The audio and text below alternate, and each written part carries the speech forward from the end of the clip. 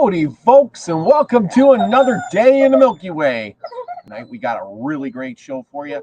President's Day special. What do you know about the presidents? Tonight we're going to dig deep and we're going to look at all the presidents because, it's the country you live in. Well, that's if you live here. But if you live somewhere else, you don't care. But for all of you people who live in the United States of America here, President's Day, and we are going to go through some of these presidents just to see who they were. And I know you know all the famous ones, of course. And some of them were good and some were crooks. You remember Nixon? I'm no crook. No crook. But anyway, that's if you lived in that era.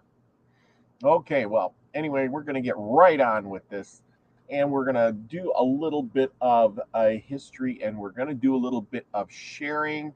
Like I always do, we are going to present you with some stuff. Let's go right to the first guy we know,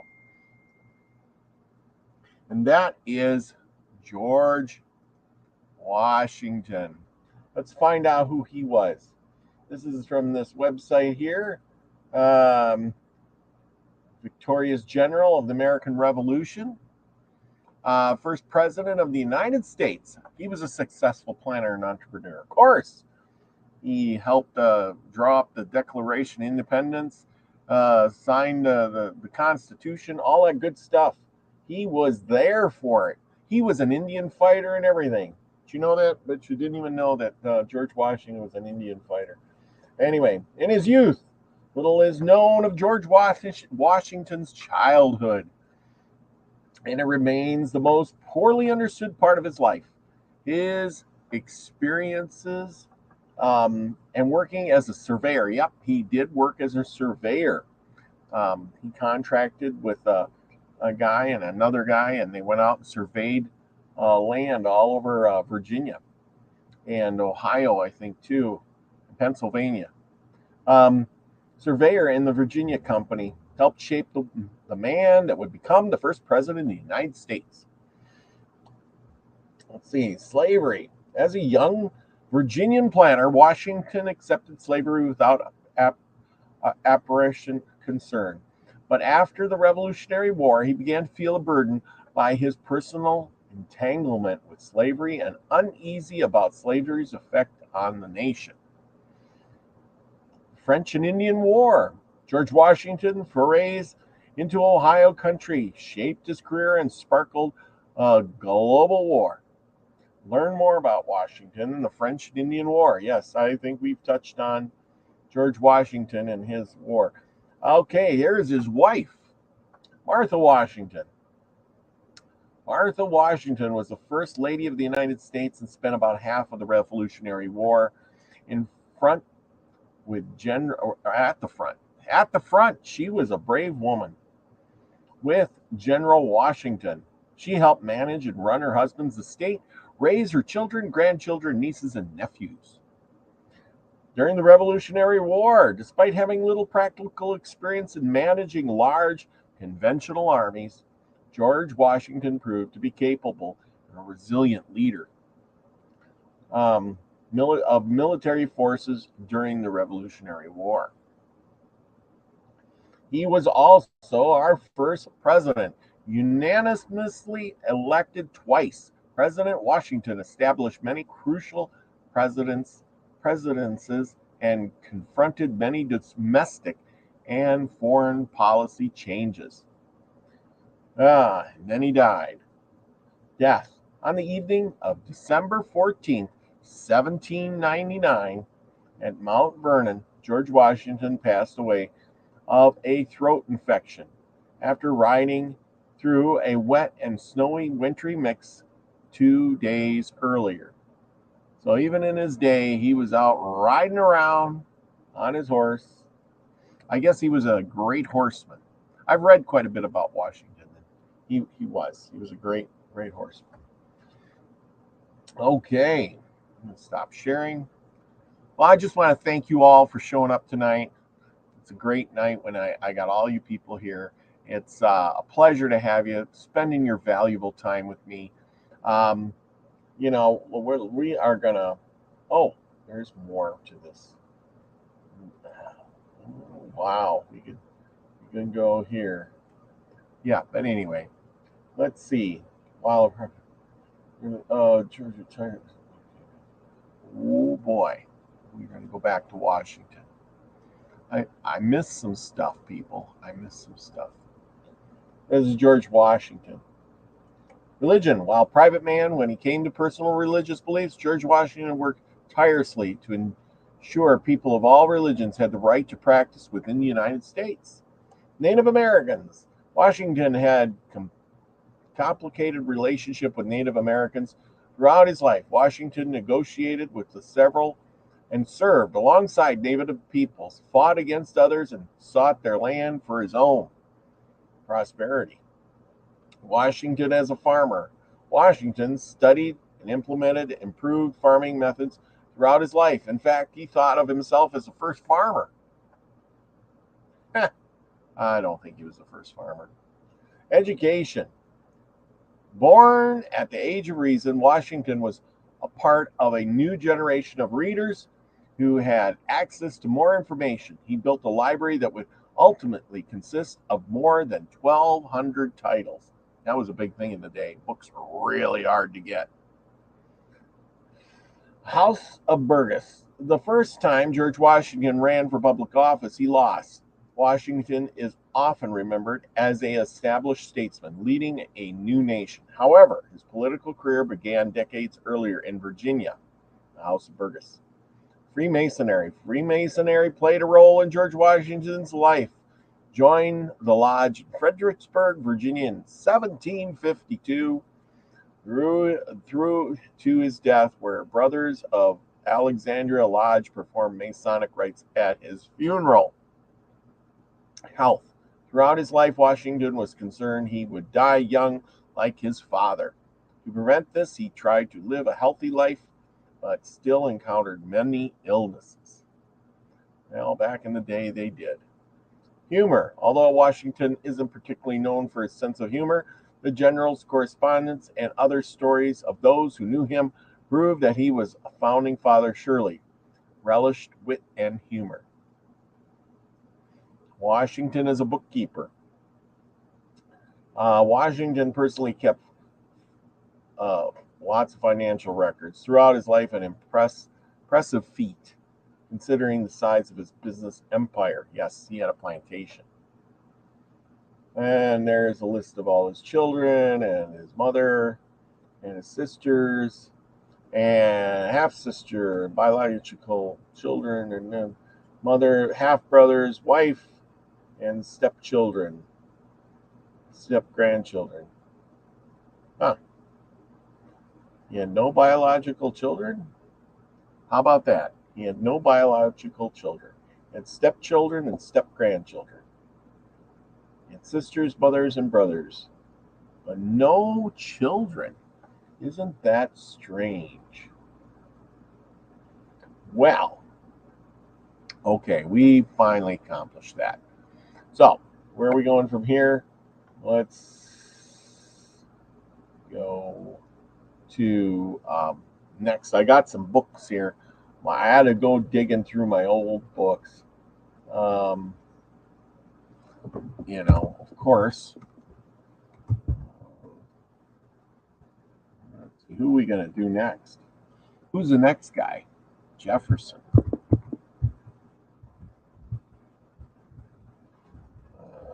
Maybe we'll go with Thomas Jefferson. Thomas Jefferson was the third president of the United States. Jefferson. Anyway. Let's see. We'll go to him. Now there was John Adams. I think he was the next one. Yep. And then there was Thomas Jefferson, and then James Madison. Yes, that's who it is. Yeah. All these guys were were there for the beginning anyway. And you guys can do this too if you want. You can just go to these things and pull them up. It's kind of interesting. We're just going to shoot the breeze here tonight. And tonight we got on the History Channel. Aha! The History, you get it? The History Channel. Thomas Jefferson lived between 1743 and 1826. He lived a good long time, didn't he? He got to see a lot of things. Author of the Declaration of Independence and the third president of the United States, was a leading figure in America's early development during the American Revolutionary War. Jefferson served in the Virginia legislature and the Continental Congress and was a governor of Virginia. He later served as U.S. Minister to France and U.S. Secretary of State and was Vice President under John Adams. Let's see, what else to say here? Thomas Jefferson was born on April 13, 1743, in Shadwell, a plantation on the large tract of land near present-day Charlottesville, Virginia. His father, Peter Jefferson, was a successful planter and surveyor, and his mother, Jane Randolph Jefferson, came from a prominent Virginia family. And Thomas was the third child and the eldest son. He had 6 sisters and 1 surviving brother. Did you know that in 1815, Thomas Jefferson sold his 6,700 volume personal library to Congress for $23,950 to replace books lost when the British burned the U.S. Capitol, which housed the Library of Congress during the War of 1812. Jefferson's books form the foundation of the rebuilt Library of Congress collections. Wow. He had a lot of books. Books back in those days were very valuable. I know I like to collect old books, and it's really hard to come by them. In 1762, Jefferson graduated from college of William and Mary in Williamsburg, Virginia, where he reportedly enjoyed studying for 15 hours, then practicing violin for several more hours on a daily basis. He went on to study law under the tutelage of a respected Virginia attorney, George Wythe. Let's see. So anyway, there you go. Jefferson began working as a lawyer in 1767. As a member of the colonial Virginia House of Burgess from 1769 to 1775, Jefferson, who was known for his reserved manner, gained recognition for penning a pamphlet, a summary of a view of the rights of British America, which declared that the British Parliament had no right to exercise authority over the American colonies. Marriage in Monticello. After his father died when Jefferson was a teen, the future president inherited Shadwell property.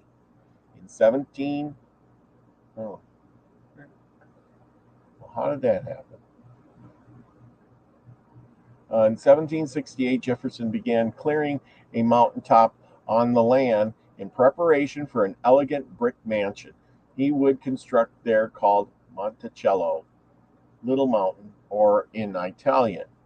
Jefferson, who had a keen interest in architecture and gardening, designed the home and its elaborate gardens himself. In the course of his life, he remodeled and expanded Monticello and filled it with art, fine furnishings, and interesting gadgets and architecture details. He kept records of everything that happened on the 5,000-acre plantation, including daily weather reports, a gardening journal, and notes about his slaves and animals. On January 1st, 1772, Jefferson married Martha Wales Skeleton, a young widow. The couple moved to Monticello and eventually had 6 children. Only 2 of their daughters, Martha and Mary, survived into adulthood. In 1782, Jefferson's wife, Martha, died at age 33 following complications from childbirth. That happened a lot back in those days. And Jefferson was distraught, never remarried. However, it was believed that he fathered more children with one of his slaves, Sally Hemings, who was also his wife's half-sister.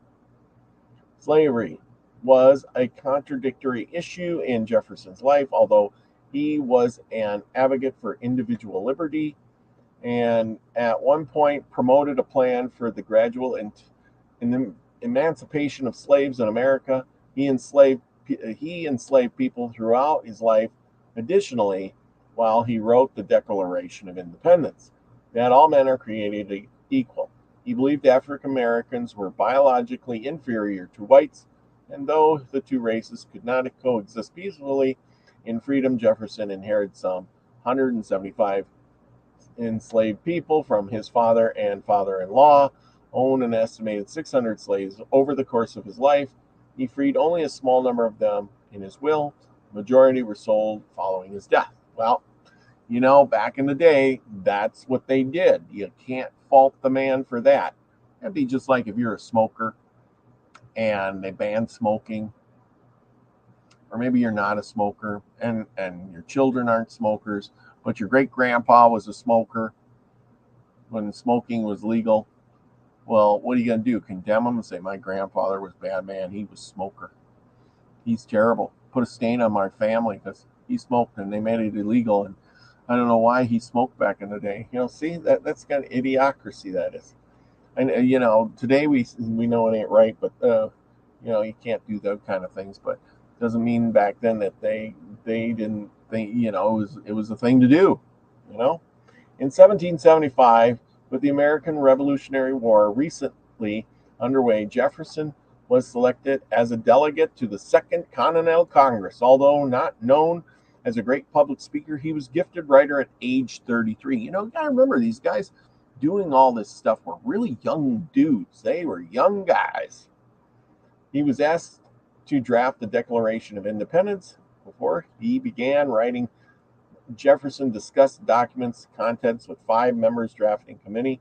That included John Adams, Benjamin Franklin, and a Declaration of Independence, which explained why the 13 colonies wanted to be free from the British rule, and it also detailed the importance of individual rights and freedoms, and it was adopted July 4th, 1776.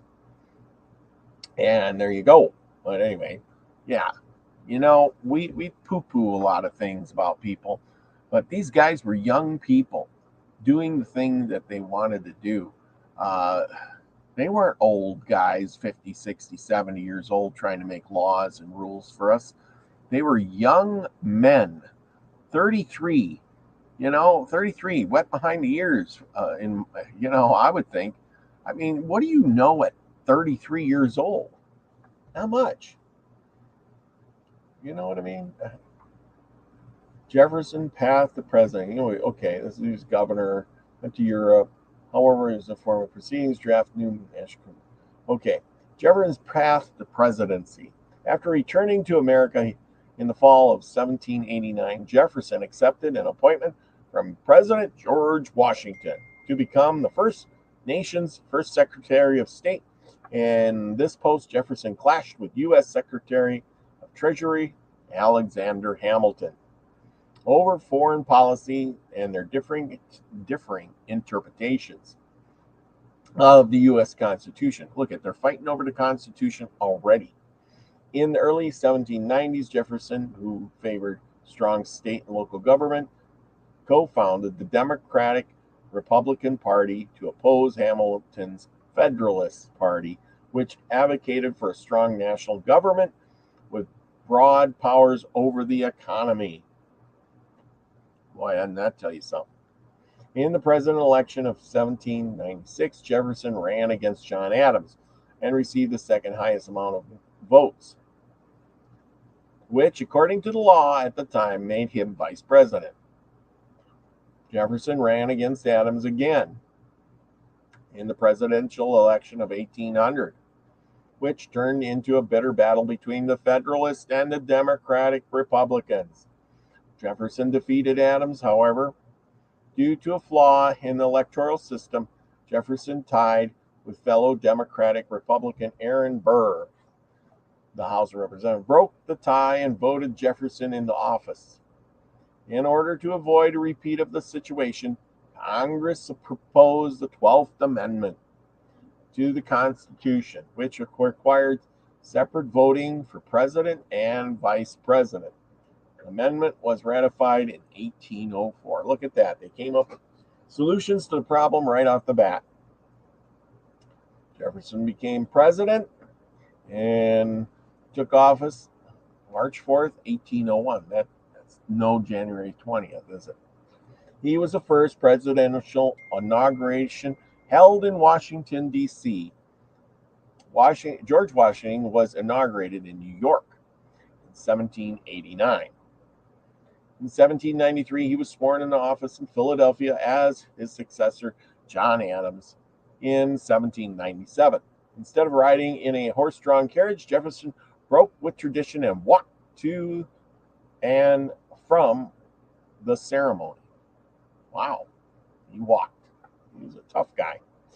One of the most significant achievements of Jefferson's first administration was the purchase of the Louisiana Territory from France for $15 million in 1803 at more than 820,000 square miles. The Louisiana purchase included lands extending between the Mississippi River and the Rocky Mountains and the Gulf of Mexico to present-day Canada, effectively doubling the size of the United States. Jefferson then commissioned explorers Meriwether Lewis and William Clark to explore the uncharted land, plus area beyond, out to the Pacific Ocean. At the time, most of Americans lived within 50 miles of the Atlantic Ocean. Lewis and Clark's expedition, known today as the Corps of Discovery, lasted from 1804 to 1806 and provided valuable information about the geography of America, Indian tribes, and animal plant life of the western part of the continent. Yep, we did shows on that here.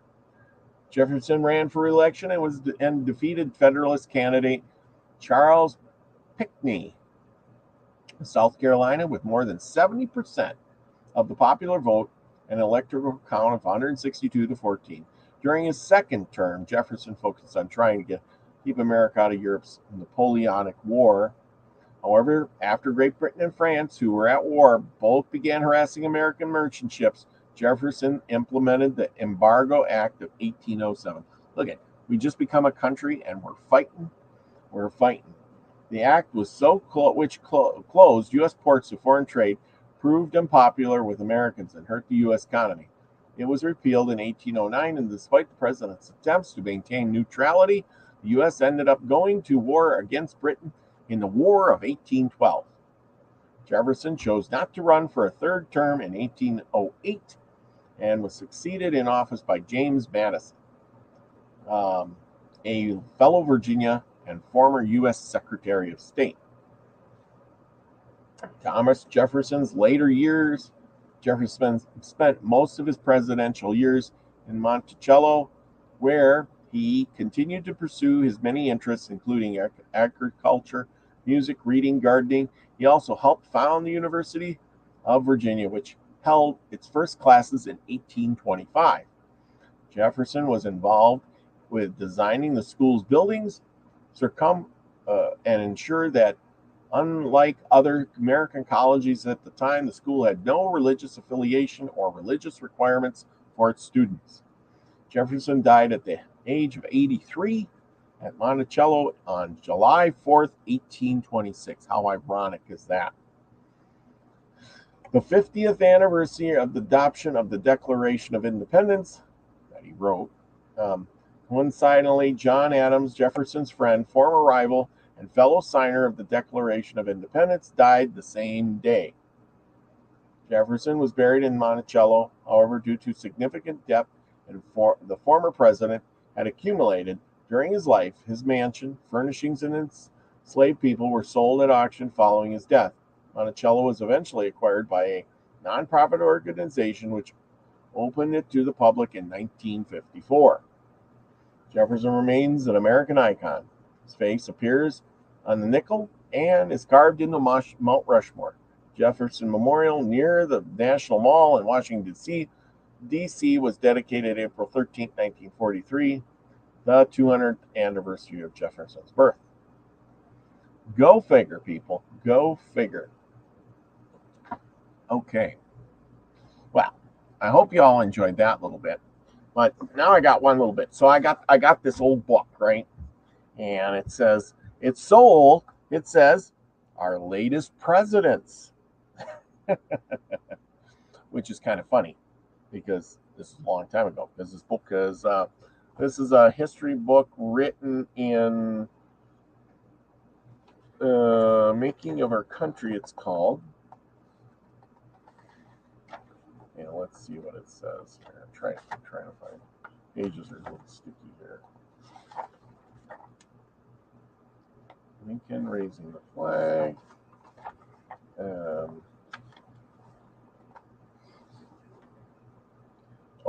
1920. Okay, our latest presidents. New social ideas and recent progress, it says. You gotta love that. Our latest presidents. About 6 months after beginning his second term, President McKinley was shot by an anarchist while he was shaking hands with the people at the Pan American Exposition in Buffalo. That's New York. At first, the people hoped that the wounded president might recover, but this hope proved vain. In a few days, he died. For the 5th time in our history, a vice president succeeded to the presidency. Theodore Roosevelt was already justly famous at the upright and courageous public servant when McKinley's death made him president in September 1901. Since early manhood, he had striven for pure politics and more efficient government. In 1900, Roosevelt was governor of New York, and the leaders of the Republican Party in the state, who did not like his zeal for reform, managed to have him nominated for vice presidency in order to prevent his re-election as governor. They little dreamed that by this act they were making him the leader of the nation in its struggle for the square deal in business and for higher social ideals. The new president was vigorous, bold, and enthusiastic, and outspoken. An outspoken man, a rare ability, and of highest integrity. He was unselfish, absolutely fearless, and a born leader of men. I wonder if I got a picture of him. Oh, let's see. What do we got here? Okay, let me check, people. We have pictures. Oh, I don't have a picture. Okay, well, we're gonna do this. We're gonna flip some, pick and share. Let's see if we can blow this up. Where is Roosevelt here? He is, there's Cleveland. Oh, here's Roosevelt right here. He's the 25th president right there. Okay, he was unselfish, absolutely fearless, a born leader of men. No American since Abraham Lincoln has had so great of an influence for good upon thought and life of our people. The time was right for such a leader as President Roosevelt. He felt the growing unrest among the people, and he knew that his countrymen would not permit the railroads and the trusts to rule them forever. He believed that the right way to avoid trouble in the future was to enforce all the existing laws regulating big business, to make new laws for it further control in the interest of the people, and to give the rich and poor alike what he called a square deal.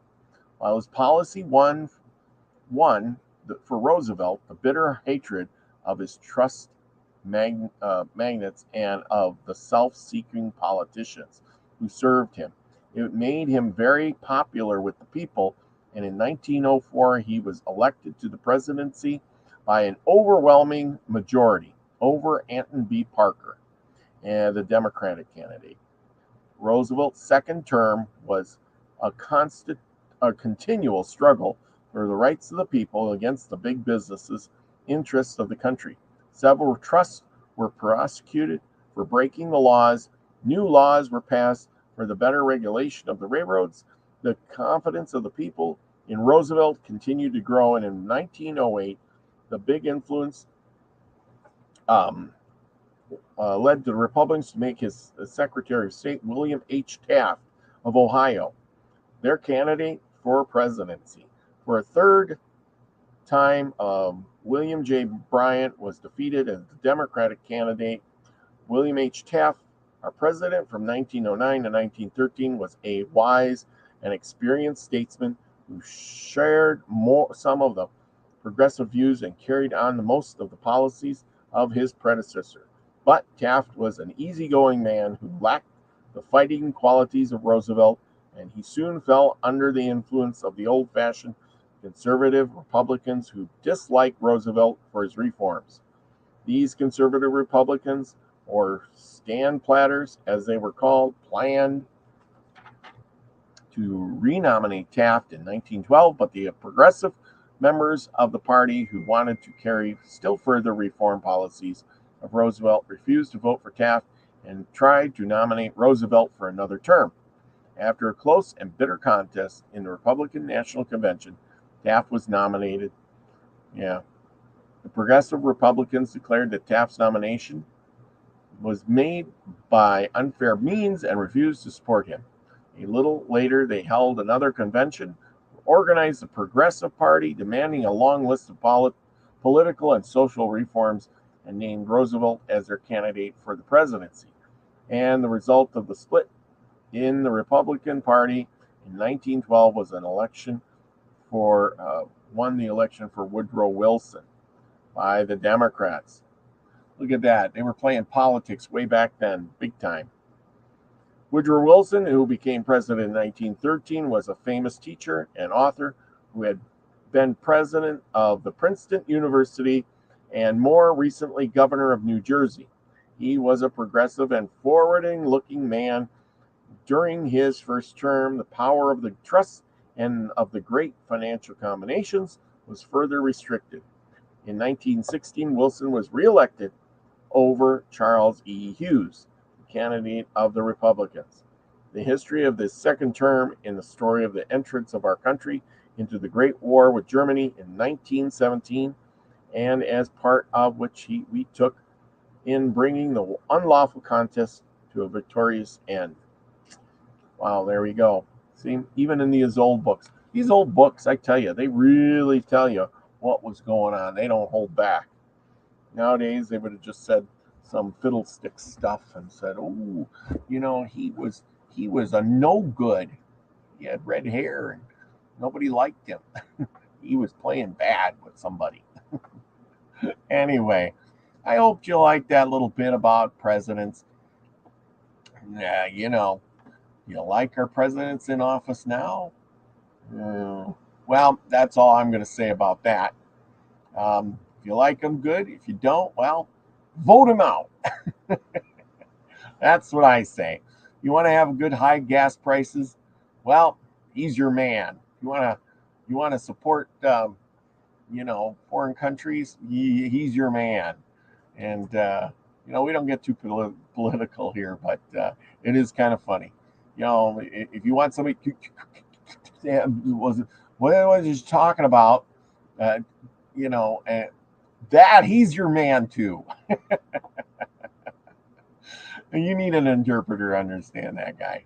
Oh, but anyway, maybe on a good day he can speak a couple words. But anyway, it doesn't matter. It's all whatever. I know. I hear you people talking right now. You're going, oh boy, but it's just fun, these people in top of the office nowadays, they really ain't running things. It's other people doing it. He's just the guy that we pay attention to. He's the guy with the spotlight on. So, oh well. I don't know what else to say about that. I haven't figured it out. If you have, let me know, because I'm still looking for answers. Anyway, with that, remember everybody, hope you enjoyed this. Just a little tidbit. If you got a favorite president you'd like me to review sometime, let me know. There's some in here that, barely struck a nerve with me, and I don't even know who they are. Charles A. Arthur. You know who that is? Russell B. Hayes, or yeah, I don't know. We all know the famous ones like Abraham Lincoln, and Jefferson, Washington, some of the current ones here. We kind of know those guys. It's these guys that way back in history, you just kind of go, who was Martin Van Buren or whatever, or who was Tyler, or whatever the guy is. They're out there. I mean, come on. Anyway, there's a bunch of them. So with that, remember, go out. Don't think about the presidents too much.